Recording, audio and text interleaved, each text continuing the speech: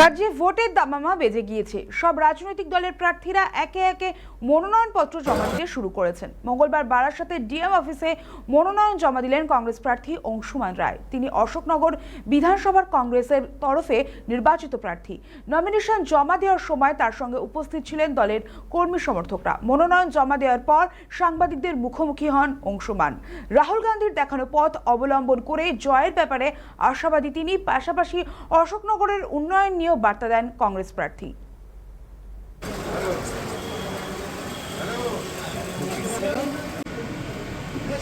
অশোকনগরে কেশব ভট্টাচার্যের মাটি, এখানে বহু কংগ্রেস কর্মী ছিল। দলের একটা চিন্তাভাবনায় হয়তো জোটে ছিল এতদিন, কিন্তু এবছর দল চিন্তাভাবনা করেছে 294টা আসনে লড়াই করার। তার একটা পরিকল্পনা রয়েছে দীর্ঘমেয়াদী।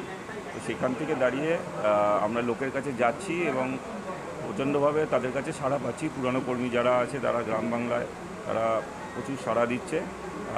আর আমি নিজে খেলার মাঠের লোক, তো খেলার লাস্ট বল অবধি খেলবো, দেখা যাক জনতা কী বলে। খেলার মাঠের লোক, আগে তো হেরে যাবো না, মাঠে নামবো যখন তখন জেতার জন্যই নামবো, বাকিটা জনতার উপর। অশোকনগরে একাধিক সমস্যা। ফার্স্ট সমস্যা হলো আপনার ওখানে জলের সমস্যা রয়েছে, ড্রেনেজ ব্যবস্থার সমস্যা রয়েছে।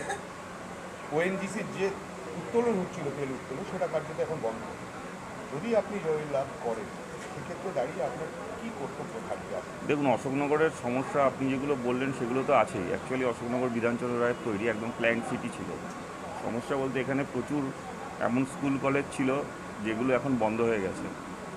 এই গভর্নমেন্টের আমলে সরকারি স্কুল প্রায় 8,500 সরকারি স্কুল বন্ধ। আমাদের অশোকনগরও তার মধ্যে রয়েছে কিছু স্কুল, সেগুলো যার ফলে প্রত্যন্ত গ্রামাঞ্চলে কিছু মানুষজন তাদের বাচ্চাদের পড়াশুনো করাতে অসুবিধা হচ্ছে। সবাই তো আর ইংলিশ মিডিয়ামে পড়াতে পারে না।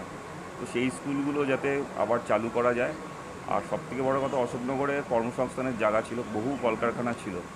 কল্যাণী স্পিনিং মিল 2 ছিল, আরআইসি ছিল, যেগুলো সেই সময় বিধানচন্দ্র রায় তৈরি করেছিল। সেগুলো সবই 49 বছরে বন্ধ। তো এখন বেকারত্বর সবথেকে বড় সমস্যা। তো আমার চেষ্টা কর্মসংস্থান নিয়ে লড়াই করা এবং হাবড়া অশোকনগরের যত ছেলেমেয়েরা রয়েছে কাজের জন্য বাইরে বাইরে যাচ্ছে, কর্মসংস্থান ওখানে তৈরি করা।